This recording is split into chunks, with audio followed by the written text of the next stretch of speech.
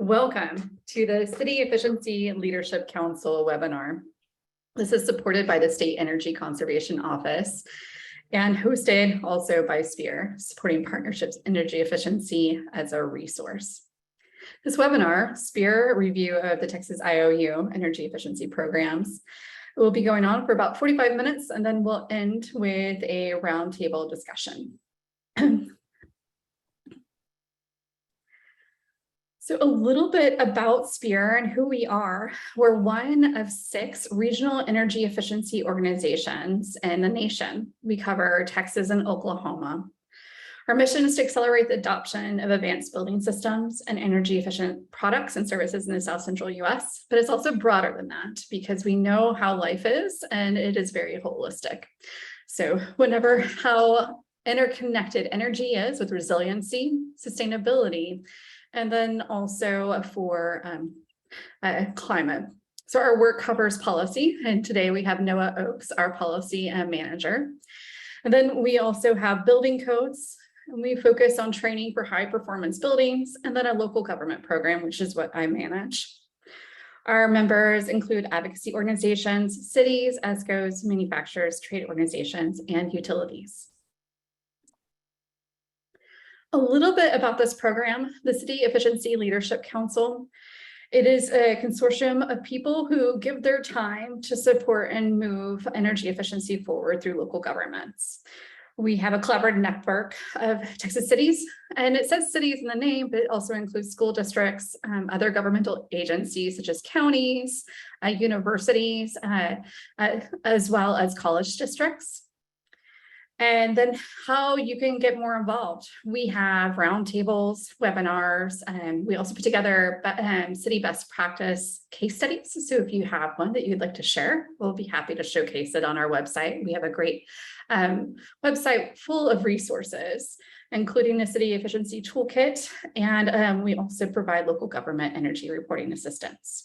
So how you can get involved, just send me an email. You can reply to the Zoom link and also my emails on that website when you registered. And anyone can join who are staff for a local government agency. So you have to be a governmental agency to be a part of the City Efficiency Leadership Council. It is also a safe space to discuss all kinds of issues that come up or challenges. Without further ado, I'll then turn off my video and mute myself, and Noah, take it away. Thanks, Sean, and thanks everyone for being here on lunch. I appreciate it. As Sean said, my name is Noah Oakes. I am the state and local policy manager here with SPEER, and I've been on staff here for actually a little over a year this week. So I'm really excited to be here and discuss a little bit about some of the work that we've done. Just a little bit of background for me is that before this, I actually was at the LBJ School of Public Affairs and got my master's degree there and worked at TxDOT for a few years as a commission policy analyst for about 3 years. So I have a little bit of a background in transportation, but much of my focus through grad school was on energy and climate policy as well. So definitely an interesting time to be in this sector, and really happy to be here with SPEER and happy to discuss with you all kind of the culmination of my first year with SPEER, which is this report that looks at Texas investor-owned utilities energy efficiency programs and the policies from the state and the state agencies and legislature that kind of govern those programs. Quickly, this QR code will take you directly to our full report. You can also check it out on eepartnership.org, or I'm sure Sean or I can also get it to you if you have any questions or can't get a hold of it. Happy to share it that way as well. Today, we'll discuss a couple of things. We'll first talk about why we've done this report. Technically, it's an updated report, but we'll get into that. What factors we considered as we were kind of developing, looking at the historical views and looking at the potential. We'll talk about the current Texas rules and goals for energy efficiency programs for the utilities, for investor-owned utilities. We'll talk about the potential areas of impact and our recommendations stemming off of those potential areas of impact.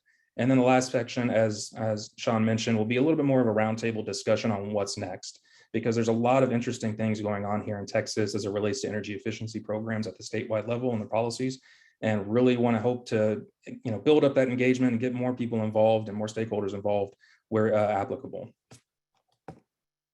So To start with, why are we doing this kind of historical overview? As Sean said, we are a regional energy efficiency organization, so we recognize the importance of reviewing these programs from a third-party lens or an extra set of eyes to really ensure that they're effective in what they're intended to do, which is reduce our total demand on the grid and address issues that are arising over time for passive survivability for customers and for really increasing our reliability and resiliency. We did have a review in 2019, and this is actually an update of that report. And as you all know, since 2019, there's been a lot of things that have gone on, from a pandemic to extreme frequent weather, the prolonged extreme weather. Texas's population and economic growth continues to be a huge factor. And then at the time of publishing, there were several large pieces of legislation, which I'm sure all of you have heard of, and Sean's actually done a couple webinars on, which is the federal funding opportunities from the BIL, from the IRA, from the American Rescue Plan, and other federal funding opportunities. In addition to that, coming out of last legislative session, we knew that the Public Utility Commission was tasked with this wholesale market redesign reformation for the wholesale electricity market here in Texas to increase its reliability. We know that part of that market redesign process has highlighted energy efficiency. And most recently, actually 2 weeks ago, the Public Utility Commission held a public meeting in their energy efficiency implementation project docket to determine if what areas of concern or what issues might be brought up if an energy efficiency rulemaking, which kind of addresses some of those goals and some of the different policies that govern these programs, can be changed or amended to be more effective and improve their program performance. And then, of course, because we're in Texas and we know here in 2 months, we'll see the 80th legislative session coming back into session. So we're really kind of getting this information out early in the event that potential legislators might also be interested. And this last bullet point here is really just kind of our audience, our intended audience. This report by design is kind of a wide-ranging and report that touches on a lot of different factors. But we do need your help as stakeholders, whether policymakers, academics, or government entities or interested stakeholders, to determine what's most important to you, so that for future research and future actions, SPEER can definitely dig in and provide information, but also so others can be involved and kind of dig in as well. So I first want to go over some of the factors that we considered. First, we looked at kind of historical recent events and trends. We identified, obviously, the pandemic started in 2020. We saw that energy reduction reported savings actually dropped nationally over the last year, and that's kind of that adverse impact on energy, what we're hoping to see. And so why that might be important for increased energy efficiency in the long run is because we're using more energy than what we were intended to. We also know that with Winter Storm Uri and this most recent record-breaking summer where we set 11 peak demand peak demand totals, we need to be able to develop and implement these energy efficiency programs to reduce our total demand to the grid, to really help that passive survivability aspect. And so one of the things we've heard from many stakeholders and just individuals that I've spoken with is during Winter Storm Uri, for instance, when the power went out, because some individuals were able to implement some of these different solutions, and whether it's insulation or more efficient windows or things like that, when their power went out, they didn't have the issue of their home getting down to freezing levels. It was still cold, but it was livable. They could stay there and just kind of bundle up, and it really helped them over the course of that event. And also we touch on, because there wasn't a lot of direction at the time of publication, but we touched on that there is federal legislation increase funding opportunities coming out pretty much weekly at this point. So we're really excited about some of those opportunities. We shifted gears a little bit from there to look at what the potential was for energy efficiency in the state specifically. We list 3 particular studies that have come out over the last 20 years. ITRON was actually the Public Utility Commission's commissioned energy efficiency potential study. And I'm not going to get into all of the goals and what they said was in there, but at this point, I'll talk about it in the next slide. But what I will say is ITRON said that at the day of publication in 2008, that Texas at that time could have easily doubled our current goals and potentially done more. EPRI also kind of followed up that with a slightly higher achievable effective potential in Texas by a few tenths of a percentage point as well. And this ACEEE report is really a literature review for energy efficiency potential methodologies and how to look at different tests for cost effectiveness and what works and what doesn't work. So really a kind of a whole, I guess, well-rounded approach at looking at how energy efficiency potential studies can work and what they're looking at. Since we're in Texas, we also know that job growth and economic benefits are really important, and that's something that Texas prides itself on. And we also know the energy sector job growth rate around the country outpaced workforce growth rate year over year this year. And we know that Texas specifically, with already having over 100, and I think it's 137,000 energy sector jobs, we also had the almost 12% of all new energy efficiency jobs nationally created here in Texas last year. So we added almost 6,800 jobs, as you can see, just in the last year. And so the last factor we considered before digging into different areas of impact was, the contribution to grid reliability and resiliency. And what we know is that, as I've mentioned a little bit before with the various winter storm events and all these different opportunities, what we're hoping to do with energy efficiency is reduce that total demand to the grid in the face of increased extreme weather, increased population, increased demand growth because of some of the economic inputs that are coming in. It really helps to build out that resiliency and kind of flatline. What we know right now is that in the next 10 years, we're anticipating our peak demand being north of 85 gigawatts, which is astoundingly high. It's very high, and that's, to put in context, I think we hit 80 this year, or 81 is our new peak, if I remember correctly. So we still have that extra couple gigawatts that we really want to try and mitigate some of that impact and reduce potential demand on our grid. And so I know I just threw a bunch of stuff at you, but now we're looking at what our goal looks like. We felt it was important to really outline what the current Texas goals and rules are for the investor-owned utilities here in the state. It gets a little wonky, so I apologize. I'll do my best to explain it. But what our current goal is 30% reduction of annual growth and demand for residential and commercial customers. So that does not include industrial customers, so something to keep in mind. And if that 30% goal is met and equal to 0.4 of a peak demand, then the new goal is triggered over to that 0.4% of peak demand for the previous year.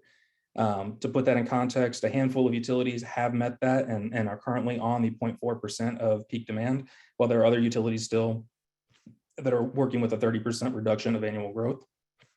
Various factors go into that, how they're able to meet it, whether it's their service territory or what they're, kind of the budgets of their utilities, the size of their utilities, all kind of play into how and if they're able to reach some of these goals. The current goals have to be cost effective at a program level. So they have to be, equal, must be less than or equal to the benefits of the program.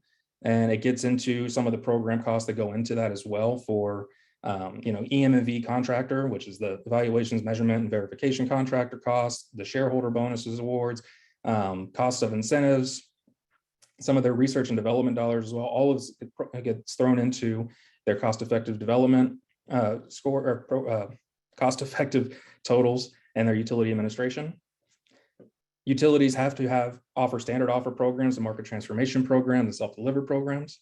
And they have to offer a hard to reach and low income program as well. And that program, the low income and hard to reach program must equate to no less than 10% of their energy efficiency budget for that year.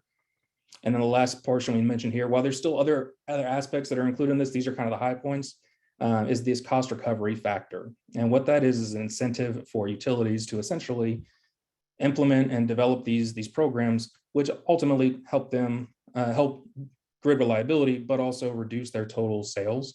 So there has to be some sort of give and take there is what kind of came out of that discussion.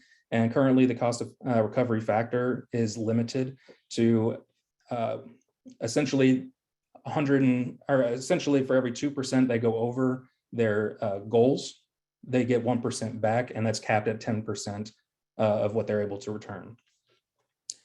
So effectively, what does that look like for Texas?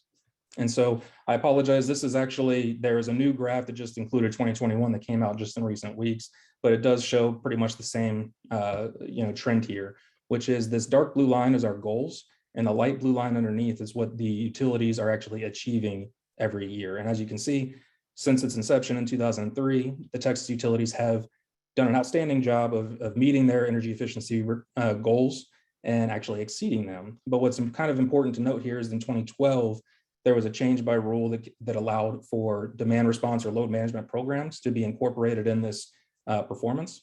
And that's why you're seeing a huge jump around then, where it's not the whole amount of their achievement, but it is a large chunk is equated to that load management, which is kind of those peak demand times where you just turn off the lights or turn off the things you need to do. A bunch of us saw it this year here in Texas with the conservation alerts as an example.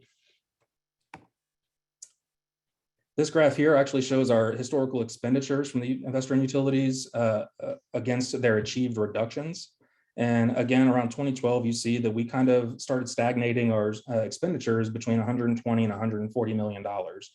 However, as you'll see from the inception, this orange line shows the achieved demand reductions continue to grow, even though we've kind of stagnated over the last 10 years. And of course, these light green lines on the far right are projected. And I will say that the utilities are very good about meeting their expected, but they also can tend to go over their expected or estimated achieved demand or estimated demand reductions. So I'll be interested to see in the next couple of years what that actually looked like, if there was this decline and then increase, or if it continued to go up. So now that we've looked at the historical view and kind of all these different factors we looked at, and we've dug into the goal, SPEER really wanted to look at a number of different items and areas of impact that might have some sort of impact on our energy efficiency goals and our programs holistically. So the first one we came to, and these are in no particular order of importance or anything like that, it's just things that we got into, was our low income and hard to reach programs. What I mentioned earlier is that currently that's 10% of the total budget for energy efficiency programs. And one of the things we've learned from utilities and discussions with them is that a lot of times, based on their service territories and some of the other issues associated with low income and hard to reach, it's really hard to administer these programs. And on top of that, with the requirement of these low income programs needing to be cost effective, it really causes some interesting work that the utilities have to work around and do in order to meet just that 10%. And also recognizing the low income and hard to reach customers tend to shoulder a disproportionate burden when it comes to energy sale or energy costs. And so because some of their home envelopes are a little bit older, they're unable to really reap the benefits of some energy efficiency. There's a lot of potential here to either increase that total investment potentially, or look at some of the items that we're seeing in some of the utilities right now, whether it's looking at census tract data for low income and trying to identify neighborhoods to address specifically, or whether it's looking at various programs working with the cities and local governments on their housing departments and working up through that to ensure that these homes are up to code and up to requirements for energy efficiency solutions to be implemented there. We looked at building code updates because that's one of the things that SPEER's been involved in since the beginning, is looking at our building code adoption and looking at the fact that most Texas homes here in the state are over 20 years old. Many of them do not have proper insulation, proper windows. And as I just mentioned with the low income, it becomes really beneficial for passive survivability later that people are able to live in these homes once they're updated and enforced up to newer and more updated efficient codes. We looked at load management and demand response programs, and we talk a little bit about if it's appropriate or not for them to be included in the energy efficiency goals, based on the fact that load management is really for those peak moments in time, not necessarily for reducing your total demand and really increasing your efficiency and your reliability. It's not to say the load management programs aren't important. They are an incredible tool in the tool chest, and especially in those peak moments like we saw this summer, and obviously in the winter in 2021 and 2022, actually, really helpful for the utilities in order to maintain operations by shutting off some of those more intensive energy using customers where applicable. We also talk a little bit, and I'll get into this in a few more bullet points actually, but is it appropriate for compensation for small commercial and residential customers as well? Some utilities are able to offer it, some offer it through reps, others don't. There's no mandate for residential customers to receive any sort of compensation of that. So we look a little bit into that process as well. We took a look at the Energy Efficiency Implementation Project workshops, which is actually the meeting I just mentioned towards the beginning, which happened on October 18th. I encourage everyone who hasn't had a chance to go view it. It's really interesting, a lot of good information there. But this is kind of a forum for stakeholders, utilities, the Public Utility Commission and its EM&V contractor Tetra Tech to come together, have discussions on how to better these programs and make them more better performing, and where there's room for changes and what's coming down the pipe. Really, really a great opportunity for everyone to get involved. And I'll talk a little bit more about this towards the end of this section before we kick off our roundtable discussion. We looked at cost effectiveness for the portfolio and versus cost effectiveness for the individual programs. There are certain states around the country who have moved to a portfolio. So essentially saying, there are some of those low income, for instance, programs which are historically difficult to have cost effectiveness, but weighing that against maybe a much more cost effective lighting program a residential program or customer program. It's really helpful to provide flexibility and allow utilities to have a little bit more opportunity to invest in maybe less cost-effective areas because they can kind of weigh it against more cost-effective measures. And again, I have to be clear, this is on the program level, not the measure level, but again, like your low-income program versus your standard offer programs. We looked at avoided costs. This, and for those that are not aware, I'm sure most of you are, but avoided cost is kind of that incremental cost that would have happened if not for the energy efficiency solution being put in place. Currently, the timelines for avoided cost calculations are come out in November. Unfortunately, the Public Utility Commission and EM&V are kind of subject to the timeline as it is right now, but trying to identify ways in which we can move that up into the year so that utilities are able to see this avoided cost calculation earlier and determine if it makes more sense on certain programs or solutions rather than kind of in November and having 2 months to really implement, not really having a lot of time to work on it. We also looked at how some states around the country are looking at including different calculations into their avoided cost calculations. For instance, how do they factor in the avoided cost of transmission and distribution to their programs? Now, that kind of opens up a whole can of worms. There's so many different studies. I think I saw about two or three dozen studies from different states like Nevada and Massachusetts who look into this. There's not really a standardized calculation at this point for it, but it's definitely something for additional research later and additional looking into as time progresses. And kind of looking at the time here, I do want to speed up a little bit, so we'll kind of go through these quickly. We looked at multi-year planning. There are states in the Northwest and Northeast who really do a good job of multi-year planning, which is kind of like a 3-year cycle. Here in Texas, we were only on an annual cycle. So typically that doesn't provide a lot of flexibility for some programs that maybe need a little bit more tweaking, a little bit more time to grow. And so potentially switching over to a multi-year cycle could have a benefit to the state.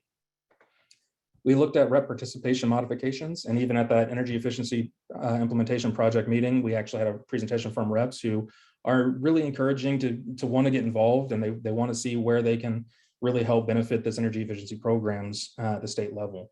A lot of times they'll do things like smart thermostats and provide that kind of load management program and help out there. But are there other ways for reps to be involved through marketing, through getting more, because they have a little bit more of a customer relationship than some of the utilities do, kind of identifying some of that. We looked at customer participation, which again is that, is there compensation that could be provided, but also from an education standpoint. One of the things that some of the commission have voiced over the last few months is, for a lot of people, when you want to know you want to do something for energy efficiency, you just don't know where to start. It can be really difficult for individuals to find the right contractors, to find the right information on rebates or incentive programs that can help them with mitigating some of those costs and offsetting some of those issues that they might want to get into later. And it kind of really pushes some customers off, and they just, we'll get into it later. It's not really the time right now. So are there ways that we can really increase customer participation in this?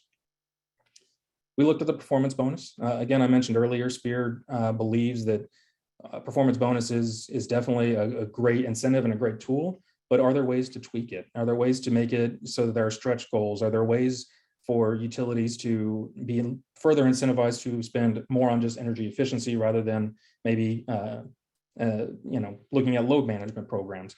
What kind of give and take is there in the performance bonus calculations that can be adjusted in order to help really improve the performance of these programs? Program marketing is, again, kind of similar to the customer participation that I mentioned, but really getting that information out there. And the last area of impact that we saw, and this is something that's relatively new, not necessarily new in practice, but a new phenomenon that we're seeing, is these upstream and midstream incentive programs. And for what this is, for those, very rudimentary, explanation of it, is that essentially changes some of these incentive rebate programs from the customer base up to contractors and manufacturers, so that they're able to reduce some of that administrative burden on the customers, as well as reduce some of the price, because these contractors and manufacturers are able to recoup some of those costs earlier on in the process. And we've seen here in Texas over the last few years alone, these programs really start to expand.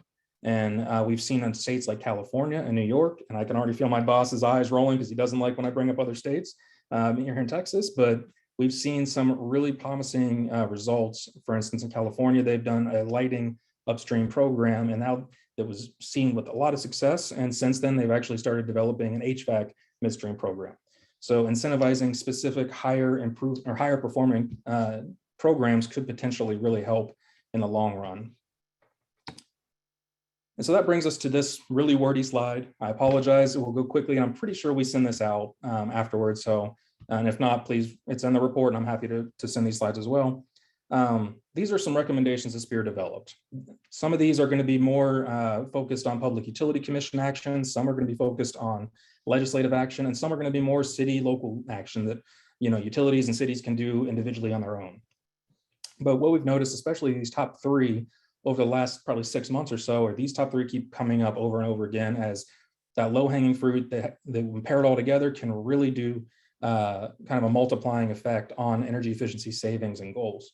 So allowing cost effectiveness to be at that portfolio level, we discussed that a little bit earlier, but also shifting from the 1-year cycle to a 3-year planning cycle.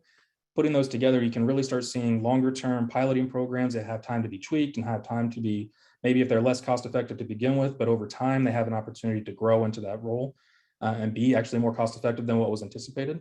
And also being able to attribute the right avoided costs into the calculation so that utilities are able to receive the appropriate benefit in return, as well as where possible, if there's ways to move up the avoided cost publication to earlier in the year, whether that's looking at an average of previous years or whether maybe it's just moving up the cost effectiveness from the utility where they need to report. The next few are a little bit more, I guess, broad and wide ranging. But for instance, because Texas is a home rule state, we really encourage the adoption of new statewide building codes and local building codes as well. We know that there are certain cities currently in the process of getting to the 2021 ICC suite of codes. We know that there are many who are on the 2018, but it's definitely something that with increased efficient codes, we're going to see higher achievement of our goals in our energy efficiency programs. I mentioned it the last slide, but again, evaluating and expanding those midstream and upstream programs with specific focus on key high performing programs or solutions. So for instance, one of the things that SPEERs worked on over the last years is a heat pump working group, and trying to identify ways in which heat pumps can really help when there's education out there, and when is there opportunity for, and this is an example, this isn't us recommending that's what should happen, but is there a way to align some of these higher performing residential heating and cooling solutions with some of these upstream midstream programs, but definitely something to consider moving forward. We've also talked about considering a new energy efficiency potential study from the PUC. This can be a little bit controversial, I think, in some ways. We know that we have one from 2007 and we're still not even meeting those goals. And there are certain stakeholders that would say, we don't need it. We know what we can achieve. Let's go ahead and move forward. I don't disagree. I don't think SPEER disagrees with that take, but at the same time, it would be, I tend to fall in the line of it's always helpful to have more information where possible. So this is kind of one of the things that we put out there as a potential recommendation.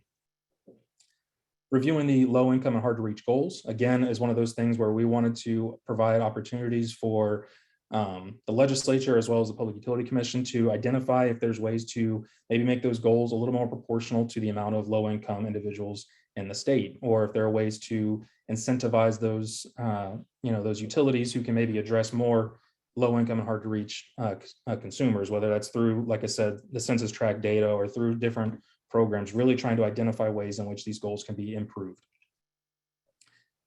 We talk a little bit about the load management. We definitely think the load management needs to be a part of energy efficiency broadly, but are there ways in which we can make these load management programs more effective? Is it considering compensation, a requirement for compensation for residential participants and small commercial participants?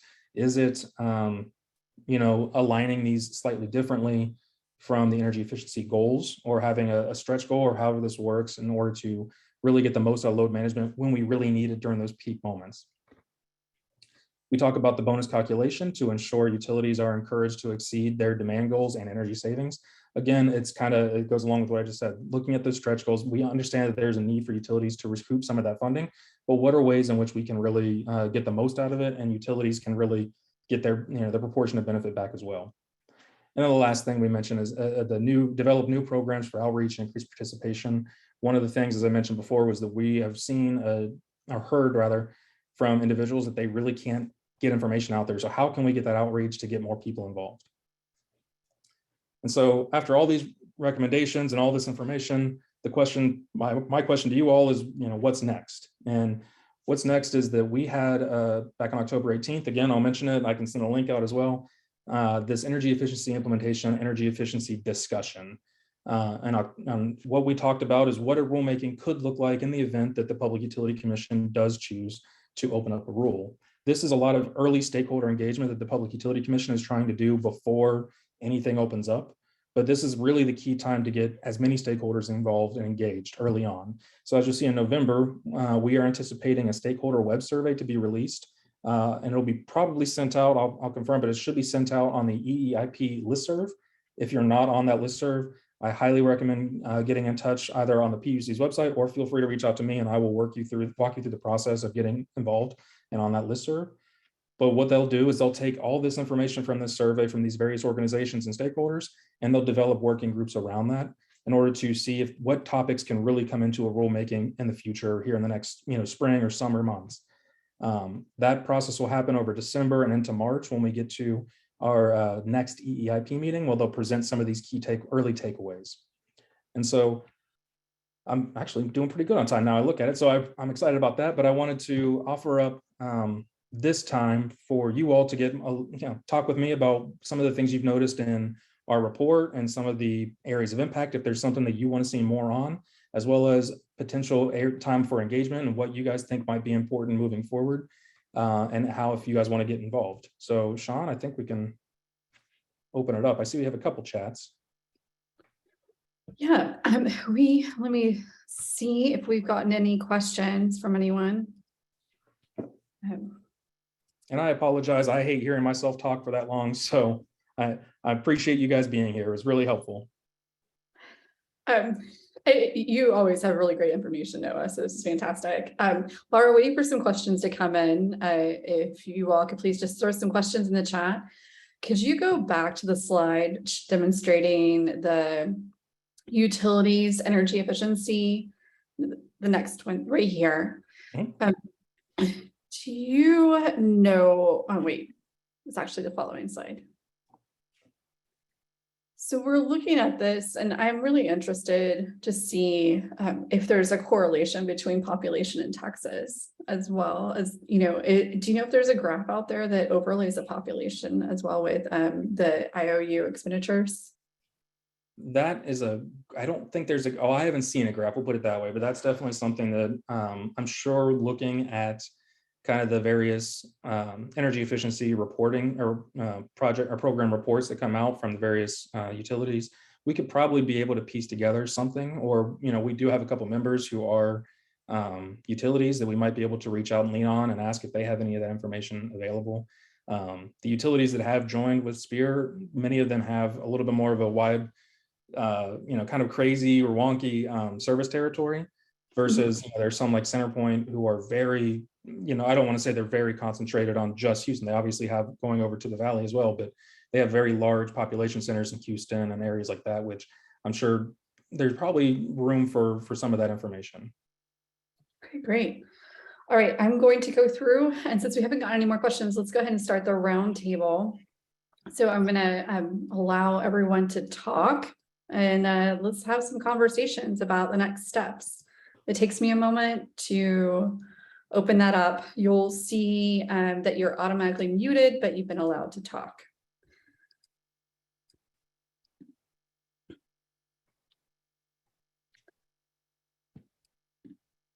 And also, Noah, I went to the listserv. Could you drop that link in the chat? And I wanted to let all the attendees know that we will be sending out the slides and resources in about 48 hours. And then in order to receive the CEUs, you must fill out the survey, which I'll post in the chat in a moment. Yeah, and I think it'd probably be easier to put it in the resources email. Okay. Probably needs a little bit of explanation. I remember I had a little bit of trouble logging in the first time or getting involved on the listserv. Oh. Oh, in the listserv. Okay. Yeah. All right. Well, and I guess if it's okay, Sean, I'll kind of start with a question here. Sure. Based on kind of the audience, we have a lot of, obviously local government and local government agency representation here. I'm wondering just broadly, how much engagement or efforts do you guys feel that are possible moving forward? Or is this something that's maybe a little too in the weeds for you all? I think this is one of the things I'm really excited about, is if there are ways in which we can partner with cities and governments who are, served by some of these IOUs to really understand their position and what they're seeing out of their utilities and these goals.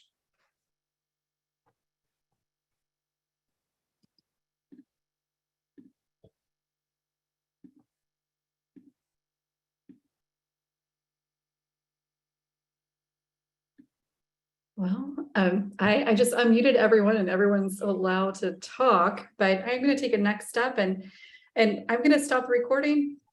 But those of you who had joined us so far, thanks again for joining our webinar with the City's Efficiency Leadership Council. And we're going to stop recording and have a further discussion.